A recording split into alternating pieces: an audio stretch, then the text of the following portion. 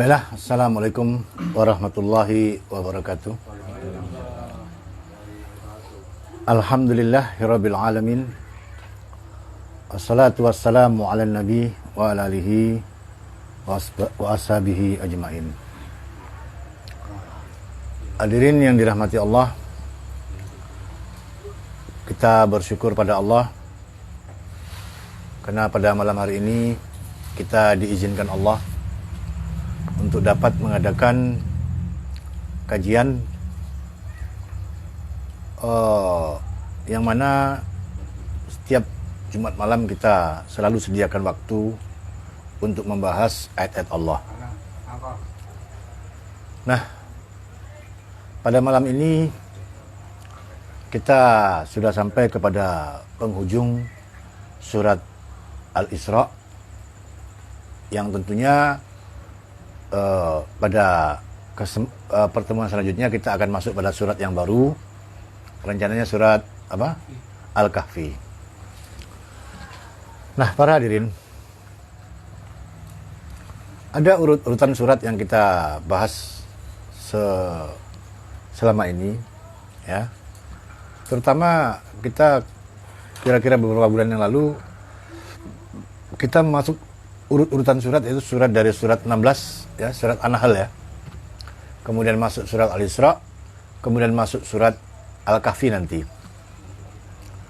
Maka kita akan lihat bagaimana satu pola dalam Al-Qur'an itu tentang hubungan yang erat antara satu surat dengan surat yang lain. Terutama keterkaitan dengan tema pokok yang dibawa oleh setiap surat. Memang setiap surat itu punya karakter sendiri-sendiri, ya, yang berbeda-beda. Tetapi dia terjalin di dalam satu hubungan, ya, yang saling menguatkan, yang saling mengokohkan, yang saling menjelaskan. Nah, sehingganya bagi mereka-mereka yang sudah terbiasa, ya, membaca Al-Quran, mempelajarinya akan tahu, ya, bahwasanya Al-Quran ini memang turun dengan ilmu Allah. Ya, tidaklah mungkin manusia bisa bikin ya yang semacam ini, dimana kita melihat ya ketika membicarakan satu fakta ya atau satu hakikat di dalam surat An-Nahl misalkan, nanti hal itu akan diulang lagi di dalam surat ya Al-Isra dalam bentuk yang berbeda lagi versinya, tetapi tetap ya terlihat bahwasanya ia membicarakan hakikat yang sama. Nah, kalau sekiranya Muhammad yang buta huruf yang bikin Quran ini, ya, mustahil, sangat mustahil. Karena apa? Karena orang paling pandai pun di kalangan manusia ini nggak akan bisa bikin, ya, yang seperti itu. Nah, kita saja membaca setiap surat itu, kita melihat dari sejak ayat awal, ya, kemudian ayat pertengahan sampai ayat akhir itu, ya. Lihatlah bagaimana dia menjelaskan setiap masalah itu dalam tahapan-tahapan yang saling apa itu?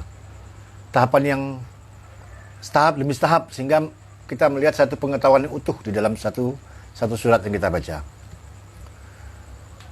Ayat-ayat awal selalu punya hubungan erat dengan ayat-ayat akhir. Lihatlah dalam satu surat dalam Al-Quran itu, ya.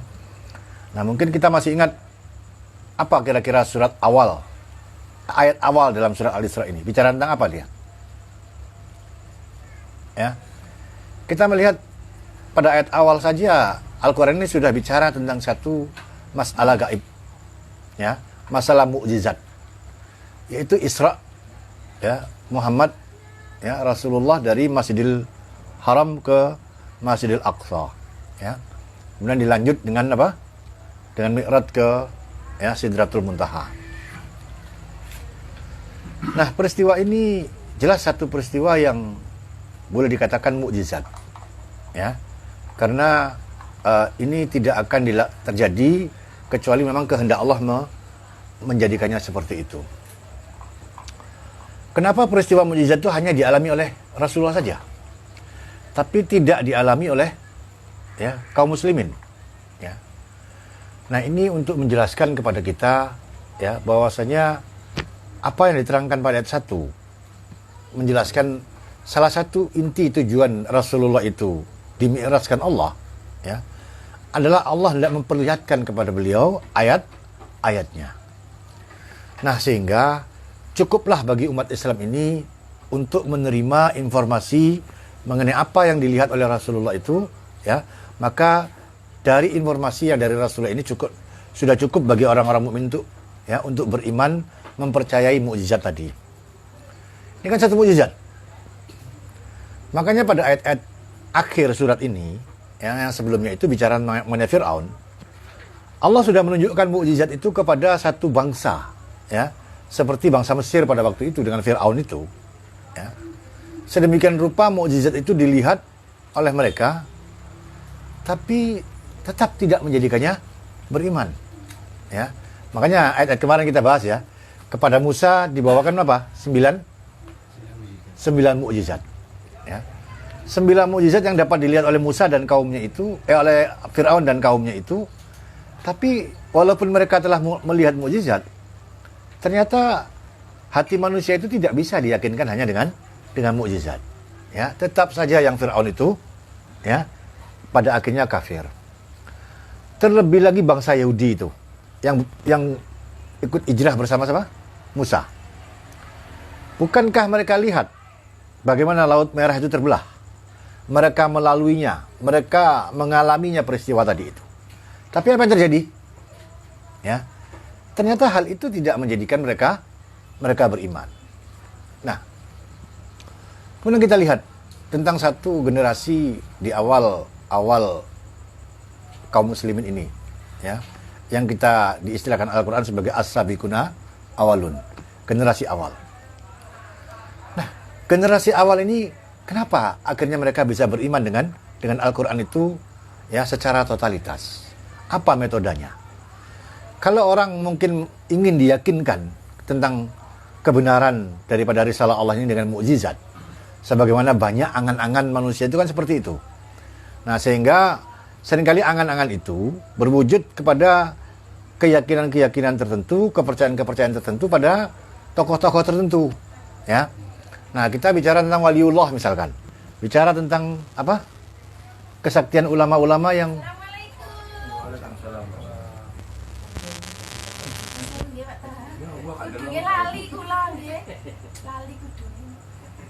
ya. Kita melihat seolah-olah digambarkan para ulama-ulama terdahulu, ya, seperti wali-wali, ya, seperti sunan-sunan, itu selalu digambarkan sebagai sosok-sosok yang memiliki ilmu-ilmu kesaktian tertentu, ya. Artinya dengan kesaktian itu dapat diyakinkan kalau manusia itu belajar agama, belajar Al-Quran, maka dia akan memperoleh, ya, satu kelebihan dari Allah. Apakah itu kesaktian-kesaktian dalam bentuk yang seringkali kita dengar, ya. Nah, karomah dan lain sebagainya. Nah, ini sebenarnya adalah karena manusia itu memang merasa mereka tidak melihat mukjizat di dalam Al-Quran ini, ya. Mereka tidak dapat merasakan bagaimana Al-Quran inilah sebenarnya mukjizat yang paling besar.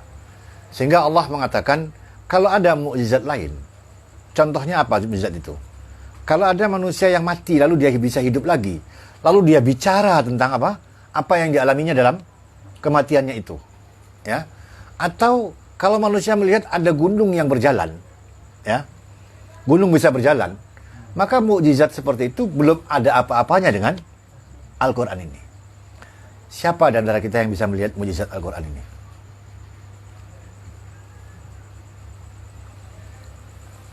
Yang Al-Quran menantang manusia sampai saat ini nggak ada yang bisa menjawab. Coba bikin yang semisal Al-Quran ini. Pada kesempatan yang dulu kita telah melihat, ya, Allah menyuruh panggil siapa saja, panggil, bikin Quran ini kalau bisa, ya. Kenapa, para hadirin? Kalau ada yang bisa bikin Quran, tentu dia semisal dengan Allah, ya, yang Allah yang telah menciptakan langit dan bumi ini. Al-Quran ini membawa kandungan kebenaran. Berarti kalau ada yang bisa bikin Quran, berarti dia bisa juga menciptakan kebenaran itu. tentu dia semisal pula dengan Allah. Segala aturan, ketentuan, petunjuk yang menjadi kandungan dari Al-Quran itu adalah kebenaran itu sendiri. Itulah kenapa Al-Quran ini menantang manusia untuk apa? Ya, membuat yang serupa dengan Al-Quran ini.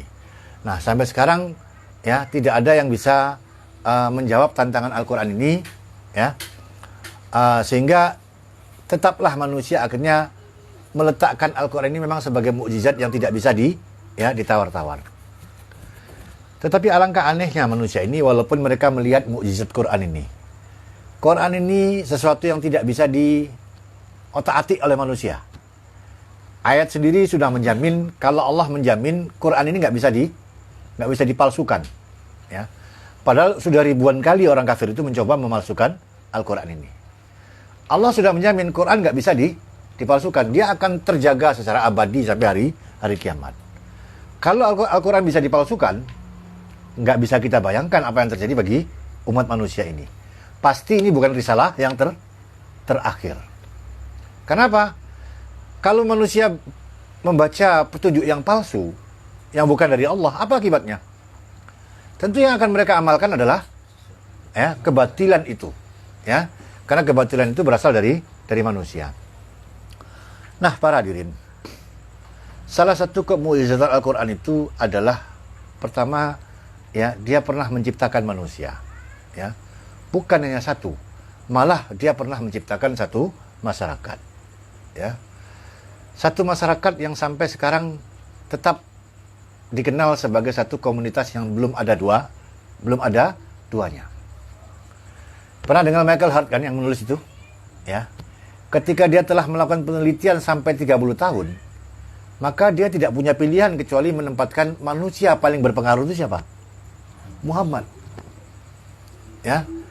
Nah, kalau orang yang non-muslim saja sampai meletakkan seperti itu, Muhammad ini terjadi dengan sendirinya atau dia manusia bentukan Al-Quran? Iya kan? Nah, berarti Al-Quran ini pernah dia membentuk manusia, ya, yang sampai sekarang belum ada manusia semacam dia. Sehingga orang-orang non-muslim pun mengakui, ya, tidak ada orang yang dapat mempengaruhi miliaran manusia, ya, dalam jangka yang begitu lama, ya, bahkan sampai akan datang tetap terpengaruh oleh orang itu, kecuali itu adalah mukjizat. Sampai sekarang aja masalah kartun dibuat udah akan menimbulkan reaksi luar biasa. Nah, mungkinkah dia manusia biasa? Ya, kalau tidak ada sesuatu yang sangat istimewa pada manusia ini. Karena nggak mungkin ada orang yang bisa memberi pengaruh pada manusia, bermiliar-miliar manusia sedemikian waktunya sedemikian lamanya, ya. Kalau Isa dijadikan, Yesus dijadikan Tuhan, ya, maka kebatilannya pun nampak, ya, sehingga jangankan umat lain, dalam umat mereka saja sudah sangat ragu, ya. Makanya kebanyakan kalau dalam agama Nasrani itu yang kemudian ragu dan masuk Islam itu kan umumnya kan tokoh-tokohnya, ya, pendetanya, kayak Yahya Waloni itu, ya, itu masih banyak lagi yang lainnya itu. Ketika mereka melihat kontradiksi antara, ya, pengetahuan yang mereka ketahui dengan, ya, yang mereka pelajari itu, kenapa kok banyak kontradiksi, ya? Pada akhirnya mereka tidak lagi yakin. Nah, ini kebatilan itu seperti itu, ya. Tapi coba Muhammad, siapa yang bisa meragukan? Ya. Nah, jadi yang hak itu sesuatu yang akan wujudnya tidak akan pernah berubah. Seperti emas, ya. Emas itu kan logam mulia, ya. Kenapa emas itu mahal?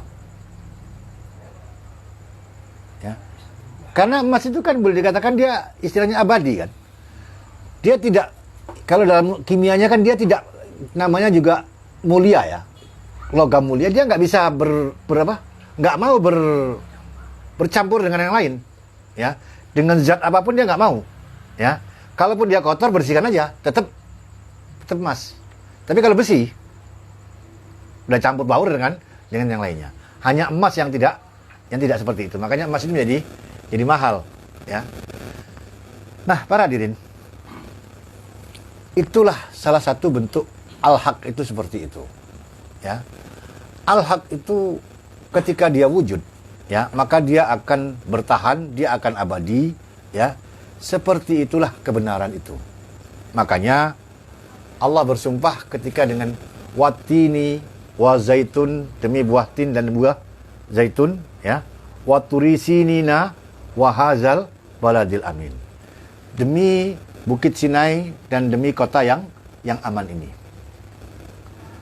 Orang berbicara tentang sejarah, ya, tentang sejarah kota-kota lama, negeri-negeri lama. Ayo, dalam buku sejarah apapun pelajari, ya. Kota mana yang paling tua di dunia ini? Ada nggak yang lebih tua dari kota Mekah? Kalaupun ada, sudah tinggal puing-puing. Kenapa Mekah tidak hancur? Ya. Kota Roma itu masih sudah tinggal apa itu artinya? Tinggal reruntuhan apa namanya? Mausoleum itu ya. Itu hanya menyisakan bahwasanya di sana pernah ada, ya, satu bangsa yang hancur musnah. Itu kan kota-kota baru dibangun itu seperti Roma sekarang.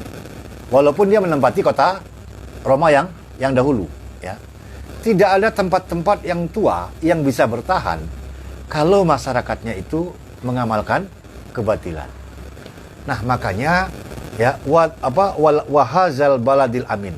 Allah ingin menunjukkan demi kota yang aman ini. Dia aman dari apapun. Tidak ada kehancuran, tidak ada apa. Nah, bayangkan itu berapa ribu tahun. Jauh lebih tua dari kota Roma. Karena dia yang menciptakan siapa? Yang buat siapa? Ibrahim. Ya, sedang Roma itu kan sudah di masa Yahudi sudah jauh sekali, jauh lebih muda. Ya. Nah, Ibrahim itu diperkirakan hidup sekitar 6.000 tahun yang lalu. Kita bisa bayangkan 6.000 tahun yang lalu Indonesia kayak apa?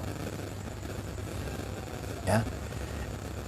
6.000 tahun yang lalu sudah ada orang yang memiliki motif pindah ke sana dengan mengatakan, wahai Rabbku, sengaja aku pindah ke tempat ini, tiada lain di tempat yang tidak ada tanam-tanaman itu, yang tidak tumbuh tanam-tanaman itu, tiada lain hanya untuk apa? Untuk salat. Sudah ada orang yang sampai ke dalam pemahaman yang seperti itu. Kira-kira Surabaya 6.000 tahun yang lalu bagaimana? Kalau ada manusianya gimana kira-kira? Nah, jadi para hadirin, kita menyaksikan begini loh kebenaran itu. Ya, dia kokoh. Ya, bayangkan saja kisah tentang Ibrahim itu begitu kokohnya. Ya, sampai generasi-generasi lain tetap akan apa? Mengenang ya kebenaran tersebut. Nah, kita sampai penghujung surat ini, yaitu pada ayat yang ke-106. Ya. 105 kita mulai dulu. Karena dia sambungannya. Ya. Wabil haqqi anzalnahu. Ya. Dan dengan al-haq itu, ya, anzalnahu, kami turunkan dia. Wabil haqqi, dan dengan kebenaran itu nazala, dia telah turun. Wama arsalnaka, dan tidaklah ya kami utus engkau illa mubasyiran wa nadhiran, kecuali engkau hanyalah seorang pemberi kabar gembira ya dan juga pemberi peringatan, pengancam.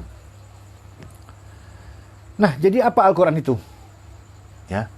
Bil haq anzalnahu. Dengan yang hak itulah kami turunkan, ya, kami turunkan dia. Apa al-haq itu?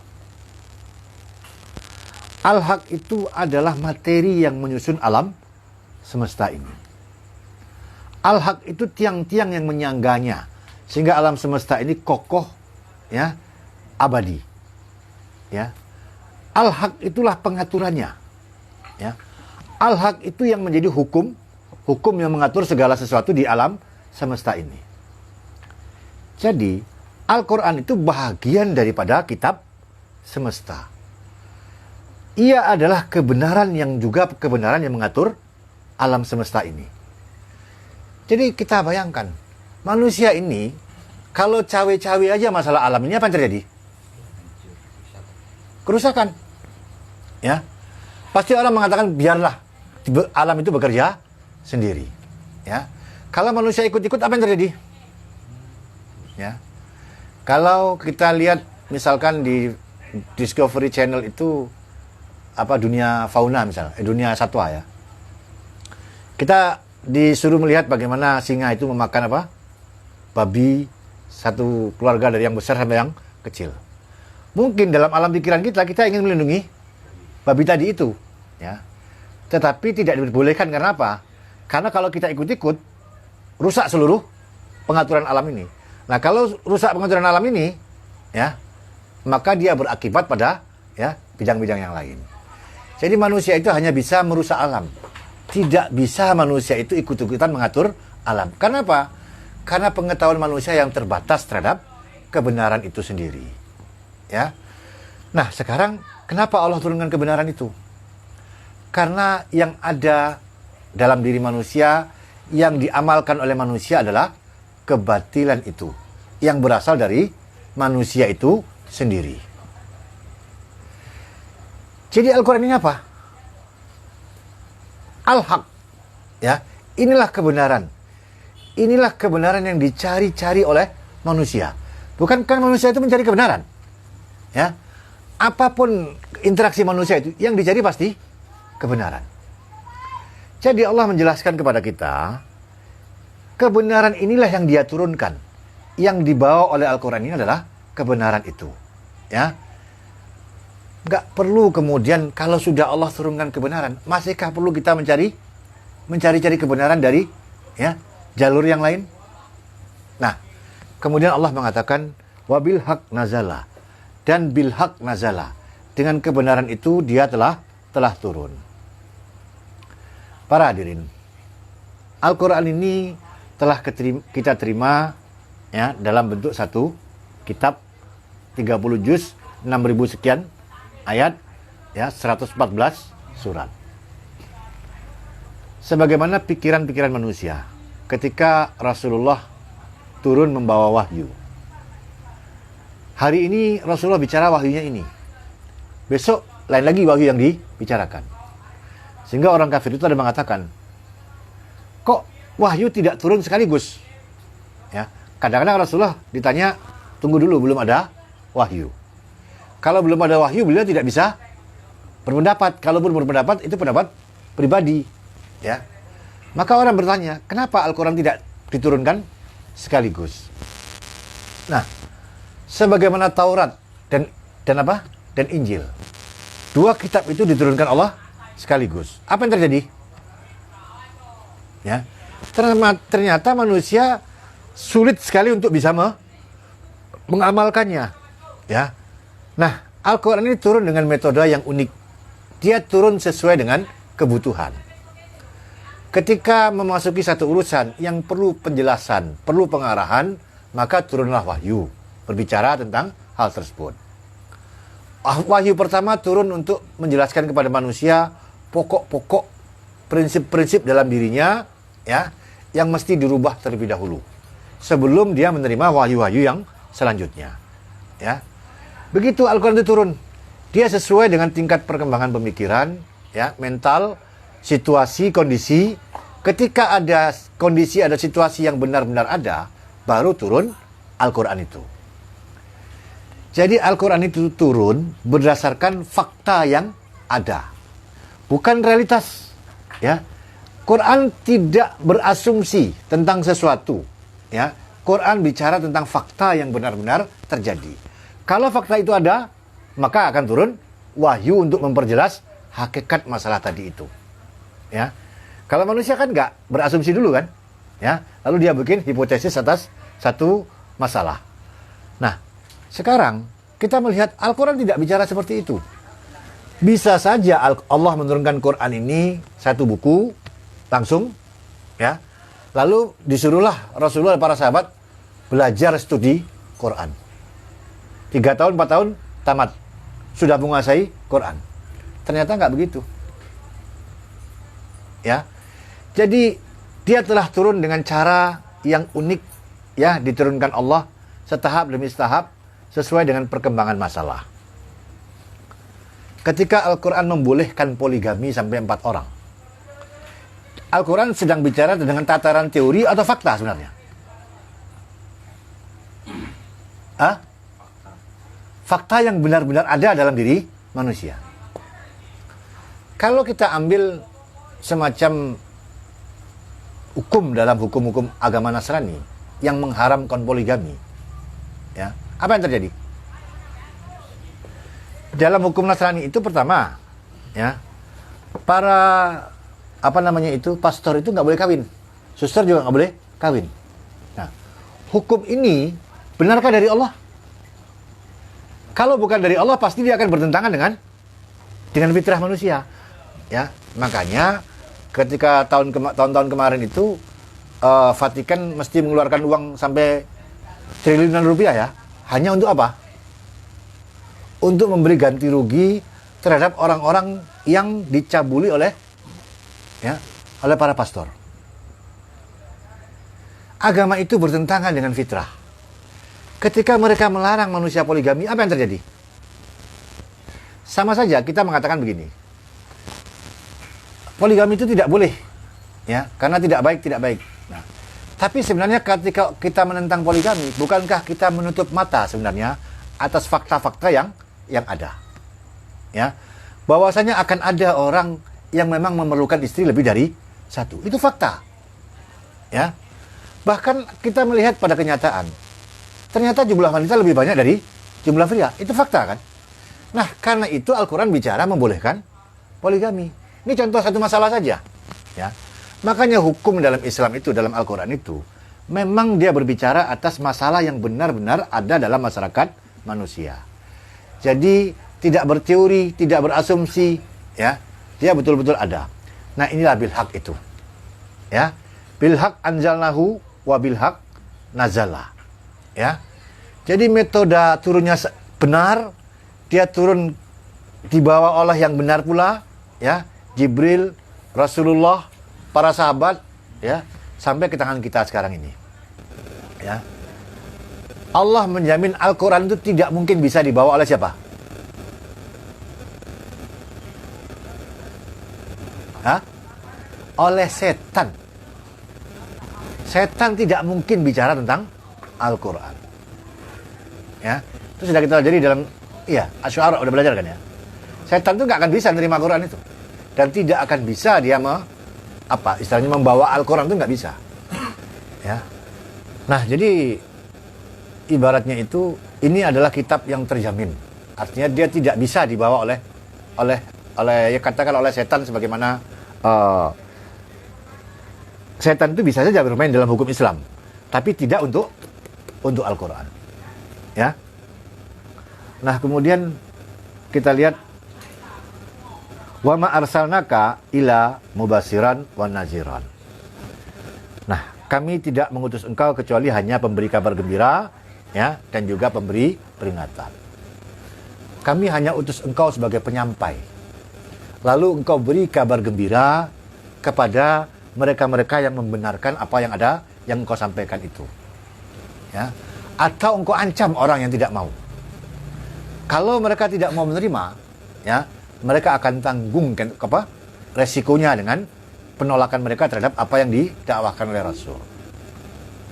Persoalan memberi hidayah bukan kewenangan Rasul. Persoalan orang menjadi beriman atau tidak itu bukan kewenangan sang Rasul. Kewenangan sang Rasul hanya memberi penjelasan, mengarahkan, memimpin. Hanya itu saja. Ya. Rasul tidak dapat memberi hidayah. Karena hidayah itu hanya hak Allah semata. Ada orang yang didakwahi Rasul beriman dia, tapi ada juga yang tidak beriman. Bahkan paman beliau sendiri nggak beriman, walaupun sangat baik pada Rasul. Ya, seperti siapa? Abu Talib. Ya, sampai-sampai Rasul kan nangis hanya untuk mengatakan supaya pamannya ucapkanlah asyhadu alla ilaha illallah wa asyhadu anna Muhammad Rasulullah. Wes, gak usah sing liyane. Tapi tetap saja hidayah itu Rasul tidak punya kewenangan sedikit pun. Kalau Rasul nggak punya kewenangan sedikit pun, tentulah para dai juga nggak bisa punya kewenangan sedikit pun. Ulama tidak bisa menjadikan orang itu beriman atau berpetunjuk, nggak bisa. Persoalannya itu Al-Quran ini berhadapan dengan hati manusia. Hati manusia itu sudah disiapkan Allah, ya, untuk menerima kebenaran. Tapi jika hati manusia itu kemudian dia dalam kehidupan itu dia sanggup mengatakan yang batil itu benar, yang benar itu batil, sebagaimana kebanyakan manusia sekarang, bisa nggak menerima Quran? Nggak bisa. Makanya para pendusta itu nggak bisa menerima Al-Quran. Ya, jadi kalau sesuatu yang benar dikatakan salah, bukan hanya Al-Quran ya, sesuatu yang salah dikatakan benar, kalau sudah seperti itu hati manusia, dia nggak bisa menerima Quran lagi, karena hatinya sudah rusak. Ya, udah jelas kerja brengsek disebut benar, disebut baik. Kalau sudah seperti itu watak manusia itu sudah nggak bisa lagi itu. Ya. Nah, disinilah para hadirin, Allah pernah mengatakan, jika kami lihat ada kebaikan dalam hatimu itu, kami jadikan apa? Kamu mendengar.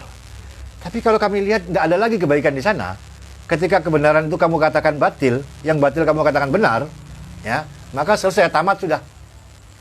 Nah, para hadirin, inilah ayat ke-105 ya, yang mempertegas ya tentang isi kandungan Al-Quran ini.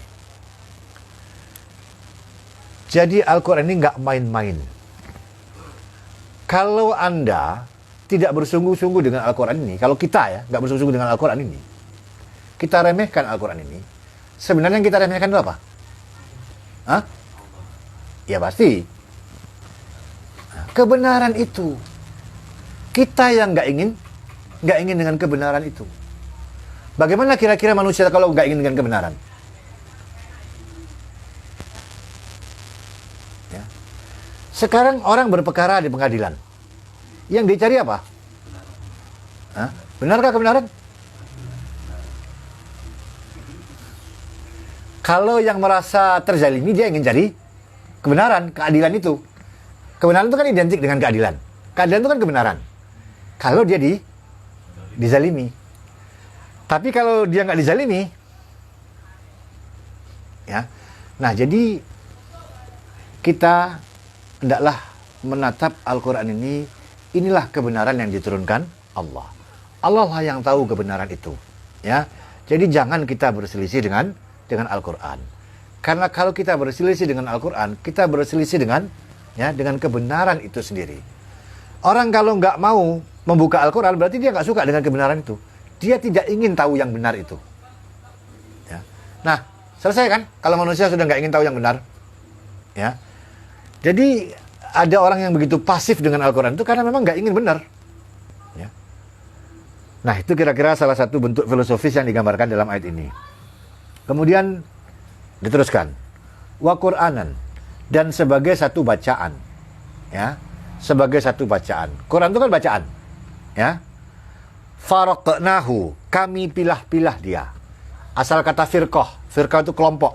Kami kelompok-kelompokkan dia. Ya. Litaqra'ahu, untuk dibacakan dia. Ala nas, atas manusia itu, ala muksin, atas penempatannya. Ya. Penempatan-penempatan pada masalahnya. Jadi Al-Quran itu tidak turun sekaligus, tetapi dia turun dalam bentuk kelompok-kelompok, dipisah-pisahkan oleh Allah. Ya, mana ayat yang berbicara tentang akidah, ya, dikelompok-kelompokkan. Mana ayat yang bicara tentang salat, mana ayat yang bicara tentang pernikahan, mana ayat yang bicara tentang muamalah. Dikelompok-kelompokkan oleh Allah, ya, sehingga per kelompok-kelompok itu, supaya dengan kelompok beberapa ayat itu kamu membacakan kepada manusia, agar mereka memperoleh penjelasan yang datang dari Allah atas penempatan masalahnya masing-masing. Jadi Al-Quran ini, ya, setiap ayatnya itu punya apa? Punya makom sendiri-sendiri, punya posisi sendiri-sendiri. Nggak bisa ayat yang di sini diambil untuk tempat lain. Seringkali orang pada Al-Quran itu hanya bermain teks. Ya. Ketika ada keserupaan masalah dengan kalimat atau diksi atau kata-kata yang ada dalam ayat itu, maka diambil ayat tadi itu, walaupun maknanya nggak ke sana. Ya. Jadi setiap ayat itu punya posisi masing-masing. Ini yang bisa mengetahui hanya orang yang membaca Al-Quran secara utuh. Kalau kita baca satu ayat dalam Al-Quran, untuk lebih jelasnya, maka kita harus baca ayat sebelumnya dan sesudahnya. Tapi baca ayat sebelumnya, untuk tahu juga harus baca ayat yang sebelumnya lagi. Begitu. Sampailah kita ke ujung surat. Atau ke pangkal surat. Ya. Nah, begini caranya. Ternyata baru tahu kita di mana posisi masing-masing dari setiap ayat yang ada. Ya. Nah, inilah keunikan Al-Quran. Dia tidak bisa dipelajari sepintas lalu, ya. Manusia harus mempeng, harus sungguh-sungguh, harus serius mempelajari Al-Quran ini, baru dia bisa paham. Lah kemudian, ya, wa nazalnahu tanzilan, dan kami telah turunkan dia tanzilan, ya, dengan satu cara turun, dengan satu metode, ya. Metodenya itu artinya Rasul gak ikut-ikut, ya. Allah yang mengatur turunnya Al-Quran itu. Terkadang Rasul berharap turunnya wahyu, ternyata Allah gak menurunkan wahyu, ya. Terkadang Rasulullah tidak sedang berpikir wahyu, tiba-tiba turun wahyu.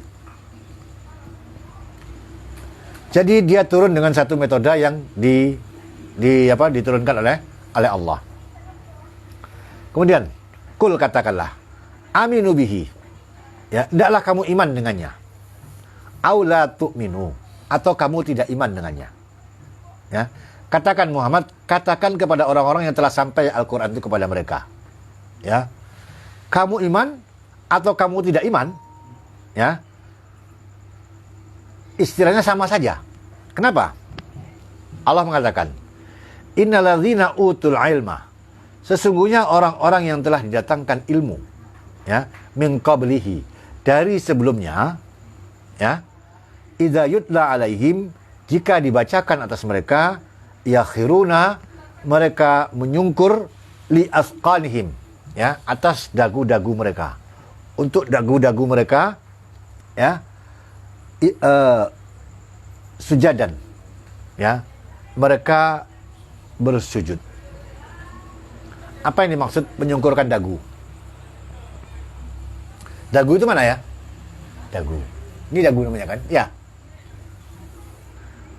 Kalau orang mengangkat dagunya bagaimana kira-kira? Sombong. Berarti Al-Quran mencoba menggambarkan tentang orang yang menyungkurkan dagu. Orang kalau angkuhan gini kan, jalannya kan diangkatnya apa? Dagunya itu, untuk menunjukkan kesombongan dan keangkuhannya. Ya. Nah, Allah menjelaskan, kamu iman atau kamu tidak iman? Ya. Kalau kamu iman, ketahuilah dulu ada orang yang pernah didatangkan yang serupa dengan Quran ini. Al-Quran menyebut yang datang pada mereka itu ilmu, ya, sama dengan ini, karena dia bermuatan apa? Kebenaran. Ilmu itu kan sarana untuk menyampaikan apa? Ya, kebenaran itu. Nah, orang-orang yang terdahulu, kalau sampai ayat kepada mereka apa? Menyungkur, ya, dagu-dagu mereka, menyungkurkan dagu-dagu mereka, mereka bersujud. Sujud itu memang gambaran, kata sujud itu kan seolah-olah terpisah dari salat. Tapi bukankah sujud itu justru adalah perbuatan paling pokok dalam salat? Nah, jadi digambarkan oleh ayat. Kamu iman, ya, dengan Quran itu. Al-Quran menggambarkan kalau kamu iman, orang terdahulu, kalau dia menerima ayat, apa yang terjadi? Mereka menyungkurkan dagu mereka, mereka sujud. Nah, padahal sujud itu satu perbuatan salat. Iya kan? Jadi tahu kenapa kita masih sujud.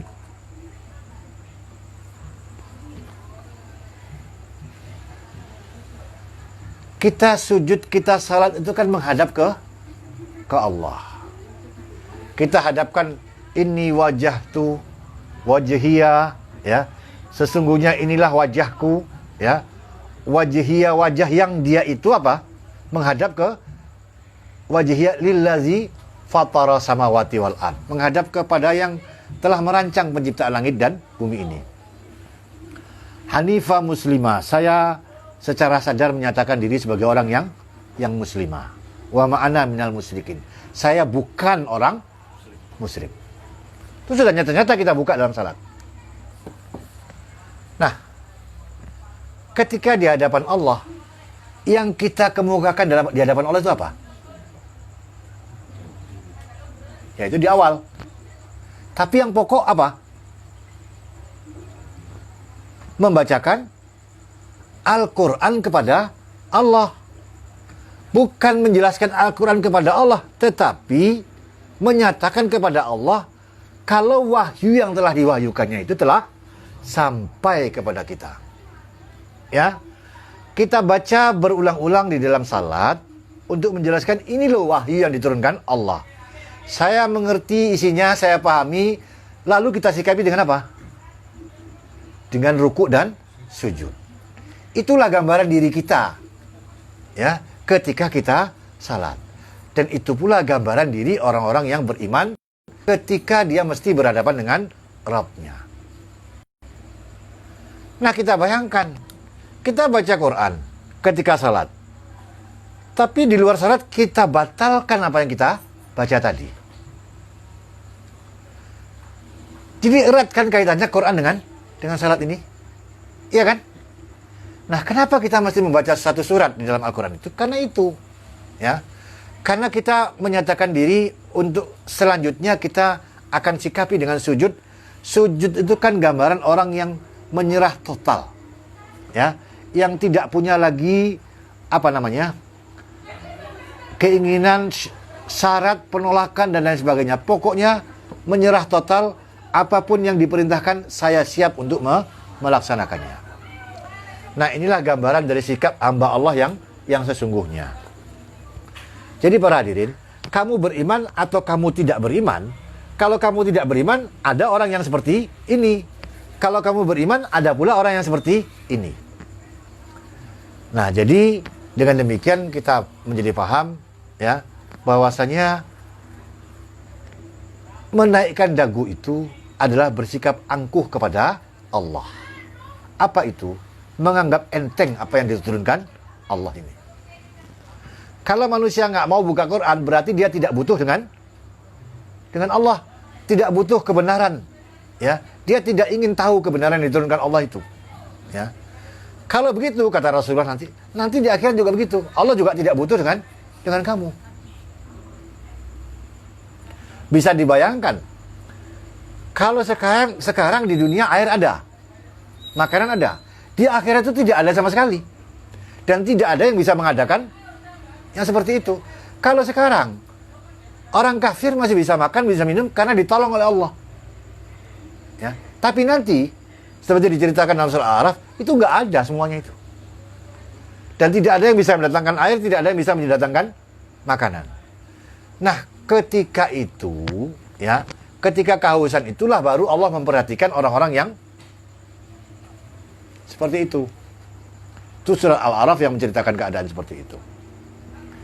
Jadi para hadirin, ya, kalau memang pada dasarnya kita nggak suka kebenaran, maka kita nggak butuh dengan kebenaran itu. Apalagi orang itu sudah PW, tahu PW? Posisi wena. Walaupun dia tahu, ya, rezekinya haram, ya, segalanya haram, tapi sudah PW. Nah, saya lanjut lagi. Ayat 108. Wa yaquluna subhana rabbina. Ya. Dan mereka mengatakan, subhana rabbina, maha suci Rabbku, in kana, ya. Sungguh kana telah ada wa'du rabbina, janji dari Rabbku, la maf'ulan, yang benar-benar akan diwujudkan, diwujudkan lah, ya, ditepati. Dia sama kan? Nah, para hadirin, betapa yakinnya orang mukmin itu dengan apa yang dijanjikan oleh Allah. Kalau dia menerima wahyu, ketika dia melaksanakan wahyu, kemudian dia merasakan berbagai benturan, ya, dalam kehidupan ini, ya, ataupun dia kemudian dizalimi, ataupun dia mengalami kerugian-kerugian, ya, maka dia akan hadapi itu dengan apa? Dengan kesabaran. Nah, kesabaran di sini kesabaran dalam arti apa? Hah? Ya istiqomah. Kenapa dia? Kita sabar apa yang kita sabari sebenarnya? Nah, itu terwujudnya janji Allah. Apa yang dijanjikan Allah? Ya. Surga itu jelas di akhirat. Di dunia apa? Ya. Nah, makanya sebenarnya orang mukmin itu, orang yang baca Quran itu dia menerima sejumlah janji dari Allah. Inilah kenapa Allah sering mengatakan, ya, Allah tidak pernah mengingkari janji. Ya. Kita saja dengan orang yang hebat, orang yang kaya, ya, orang yang ya katakanlah yang berpengaruh, kita percaya kepada janjinya. Padahal manusia seringkali ingkar janji. Terkadang kita berhadapan dengan orang yang sebenarnya dia nggak ingin ingkar janji. Dia nggak ingin ingkar janji. Tapi dia tidak punya daya upaya untuk apa? Mewujudkan janjinya. Tetap aja janji itu tidak terlaksana.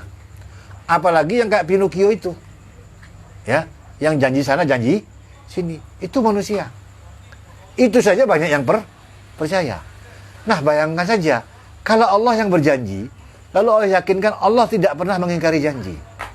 Nah, orang yang percaya kepada janji Allah itulah inti daripada ya iman itu menerima ya wahyu itu. Ya. Jadi sabar dia melaksanakan isi wahyu tadi. Kenapa? Karena percaya dengan janji Allah. Ya. Kemudian ayat mengatakan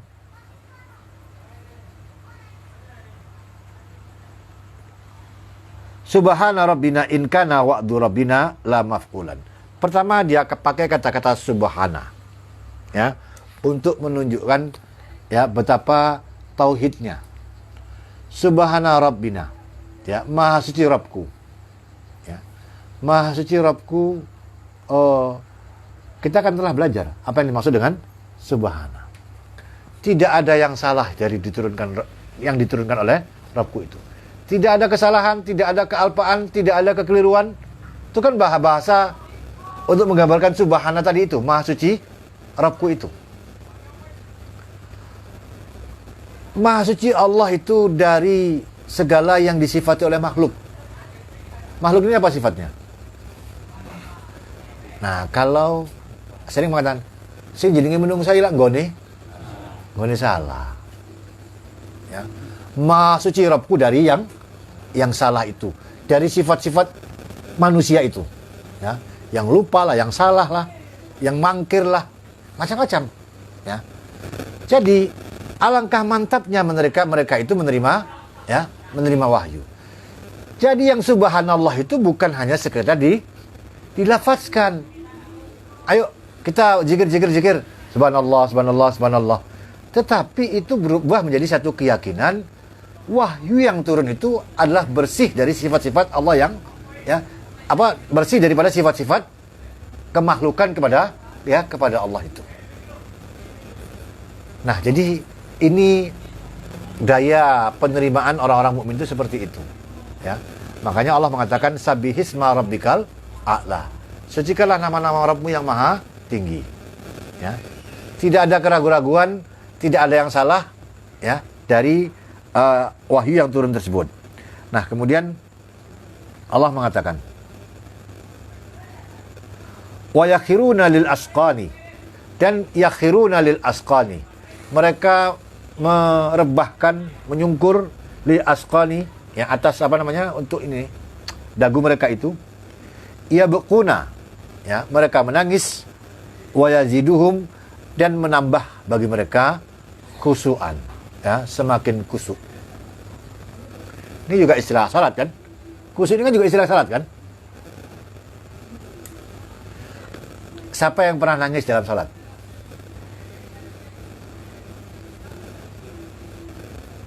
Siapa yang pernah nangis baca Quran? Berarti belum sampai ke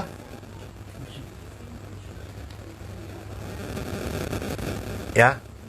Jadi alangkah dalamnya makna dari ayat ini untuk menggambarkan ketika iman itu telah menguasai diri seseorang, ya, maka setiap turunnya wahyu itu semakin menambah kekusukan. Kekusukan itu kan sebenarnya adalah penyerahan diri, apa namanya itu? Kusuk itu kan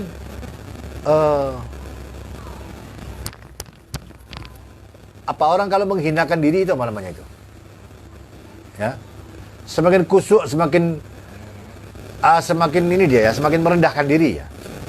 Jadi digambarkan di sini ya, kalau kita ini belum lagi sampai ke taraf mampu menangis dalam salat. Ya. Kalau menangis di depan orang banyak. Ya. Salat Jumat tiba-tiba imamnya apa? Baca ayat, nangis. Cobalah nangis ketika salat malam sendirian. Bisa nggak? Nggak ada yang lihat. Ini kalau ada yang lihat, ya apa? Terpengaruh, ikut nangis. Coba sendiri-sendiri, nggak ada orang yang tahu. Coba nangis, oh. Ya. Nah, begitu jiwa itu. Jiwa yang merasa alangkah tingginya nilai rahmat yang diberikan Allah kepada dia, sehingga kepada dia diturunkan ilmu. Dia merasakan betul bagaimana kalimat-kalimat Allah itu memberi pengaruh ke dalam jiwanya. Sedemikian rupa sampai dia menangis. Ya. Ini gambaran dari orang yang beriman kepada Al-Quran ini dalam arti yang sesungguhnya. Begitu loh iman itu. Ya. Nah, kemudian kan banyak itu orang baca Quran dikasih di video-video kan sambil nangis kan. Iya, di depan orang rame bisa nangis. Coba salat malam sendirian, gak ada yang tahu, bacalah Quran tuh, nangis loh. Bisa nggak itu? Kalau disorot TV, disorot apa? Ini bisa orang seperti itu. Manusia ini banyak pemain watak kan? Ya kan? Apa susahnya? Dilatih-latih aja kan langsung apa? Langsung bisa. Ya. Tapi kalau sendiri-sendiri menangis itu baru itu gini. Nggak ada yang tahu. Ya. Dan juga tidak akan bercerita kepada orang. Aku mah bengi sholat apa? Nangis kok.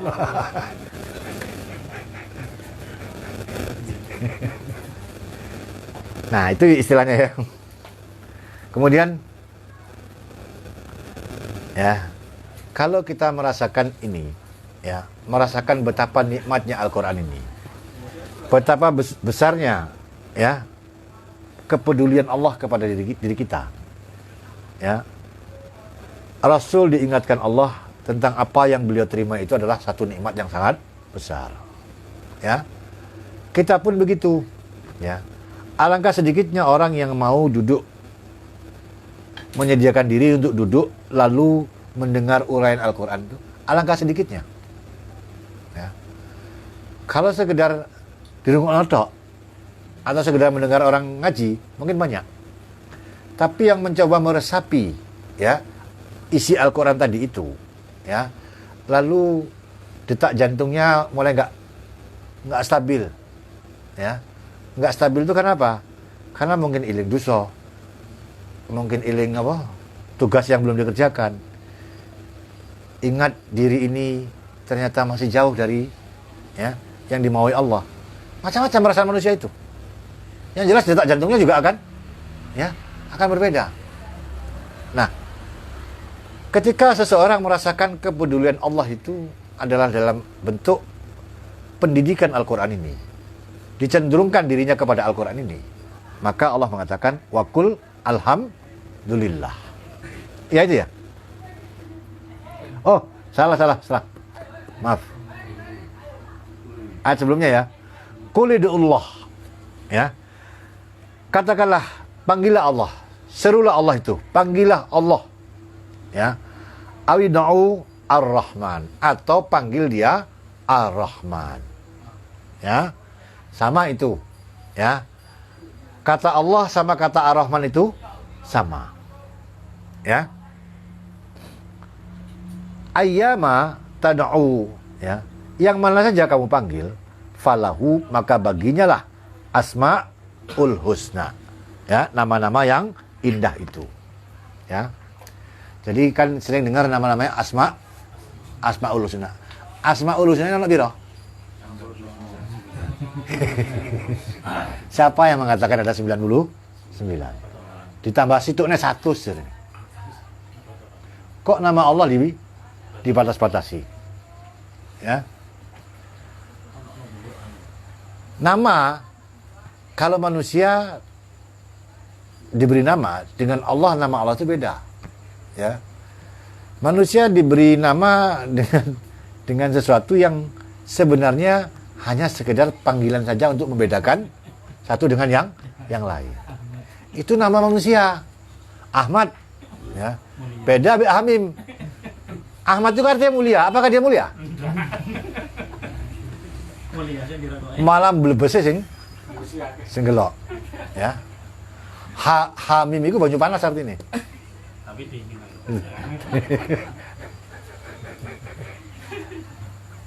Toha, apa arti Toha itu? Ya gak ono. Ya. Nah, ditakoni nang wong tuane apa arti sebuah nama? Ya. Kayak Shakespeare itu kan mengatakan begitu ya. Apa arti sebuah nama? Iya, kalau manusia memang ya nggak ada artinya nama itu. Karena bagi manusia hanya sekedar panggilan yang membedakan satu dengan yang lain. Tapi kalau Allah, nama itu artinya apa?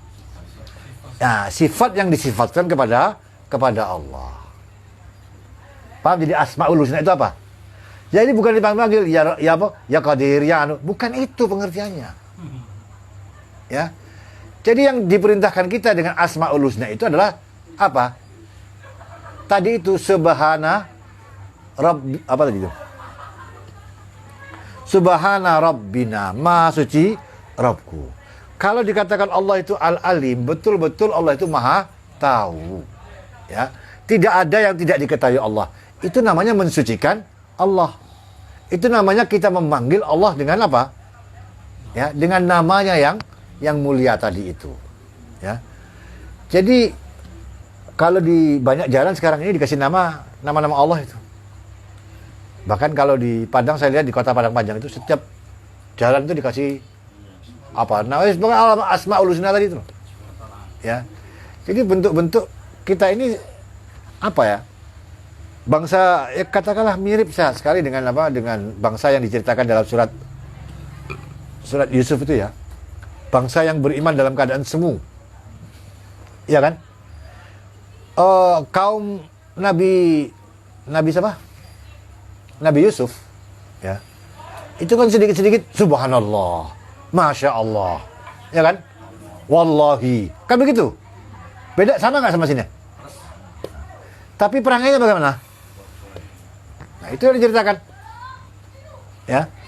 Nah, jadi orang itu suka yang seperti itu. Oh, ini nama Allah ini dibagus-baguskan di jalan-jalan itu ya. Nggak seperti itu intinya itu. Ya. Ketika kita dengan nama Allah itu kita mentauhidkan Allah. Nah, itulah baru yang diinginkan oleh Allah. Ya. Kemudian wala tajhar, dan jangan kamu jaharkan bisolatika, dengan salat engkau, wala tukhaffid, dan jangan kamu memelankannya, biha, dengannya, wa bataghi, dan carilah baina zalika, dari antara yang demikian itu, sabilan, sebagai satu jalan, cara. Nah, ayat mengatakan ini adalah surat Makkiyah. Ya. Surat Makkiyah itu belum turun salat 5 waktu. Yang ada baru apa? Salat malam. Nah, Nabi berjalanlah malam-malam. Dilihatnya Umar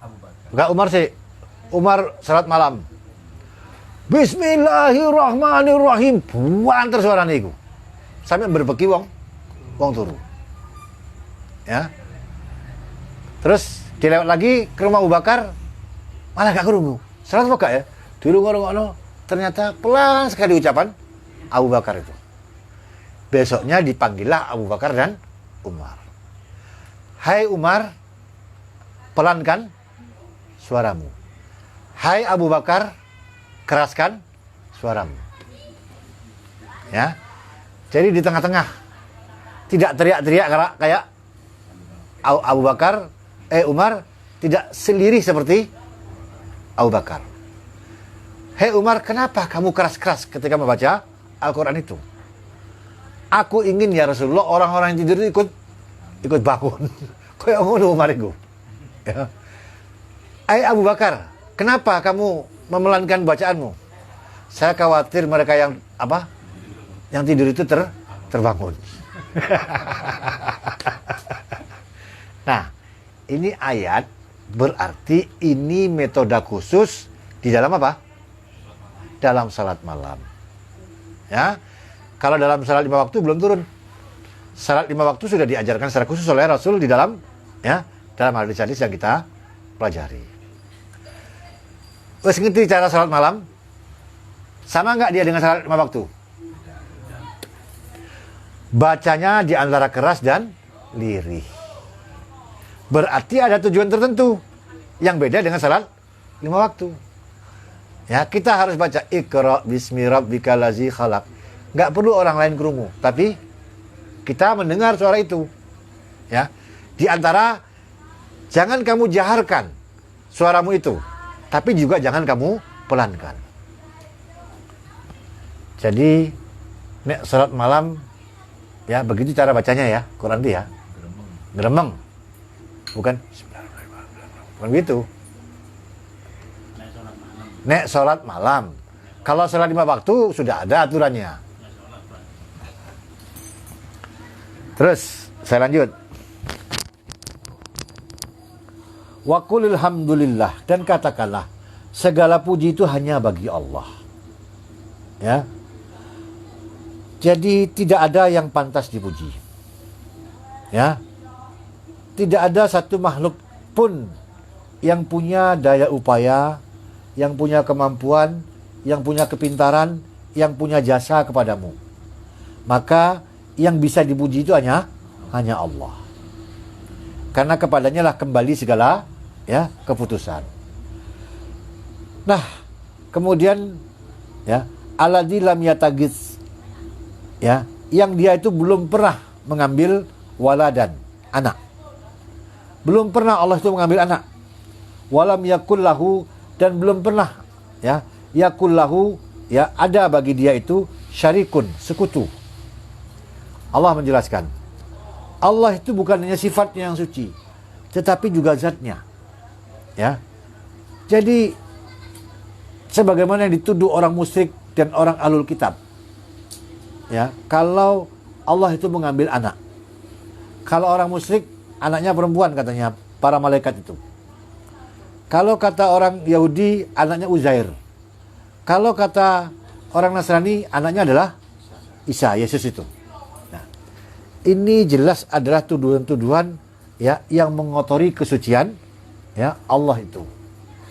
Jadi tidak boleh dalam benak kita, dalam pemahaman kita, dalam pikiran kita Allah itu kotor.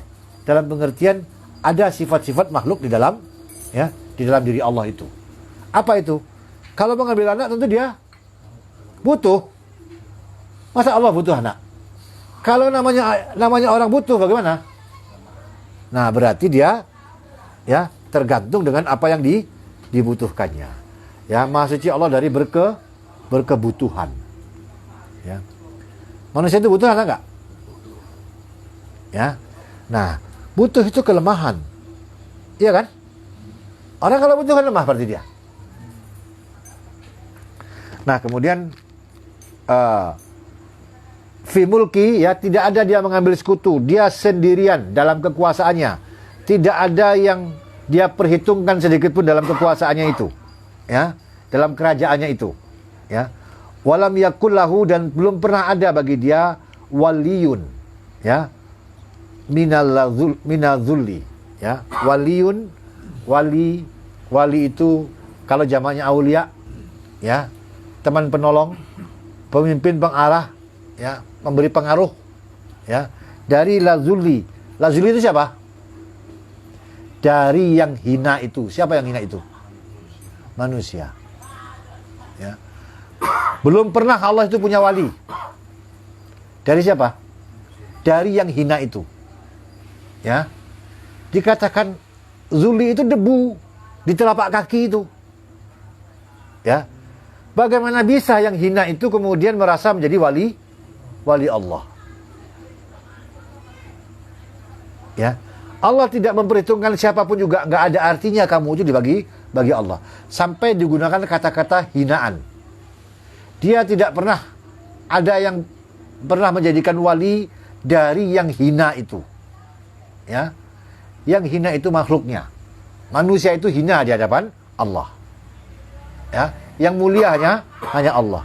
Jadi di hadapan Allah semua manusia itu adalah hina. Ya. Jadi tidak ada yang bisa memberi pengaruh ke Allah itu. Ya. Makanya tidak ada yang bisa memberi syafaat kepada Allah. Ya.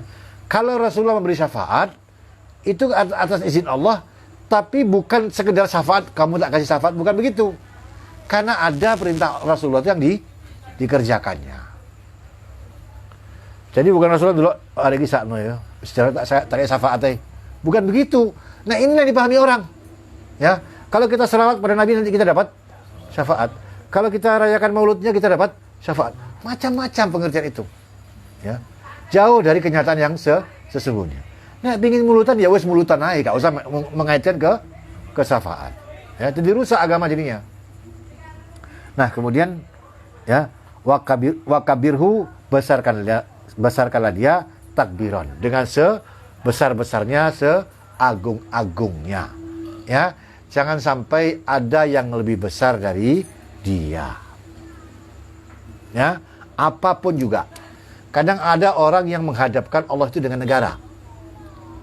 Ada kan? Mana yang besar? Ya. Nah, jadi di sinilah tak tauhid itu. Ya. Jangan sampai kita kemudian masuk neraka hanya lantaran kita tidak mengerti akidah ini. Ya. Nah, demikian saya kira kajian kita malam ini. Insyaallah pada minggu Jumat selanjutnya kita akan masuk pada surat Al-Kahfi. Ya. Sekarang hari Jumat, hari Sabtu, hari Minggu, hari Senin kita mulai tartil pagi surat Al-Kahfi dari ayat pertama. Siapa yang ingin ikut silakan datang. Kalau ingin ikut melalui apa? Telegram juga boleh. Ya. Demikian.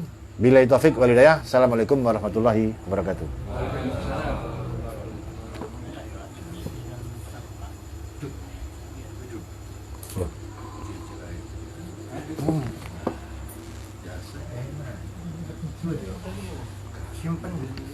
Enggak ada.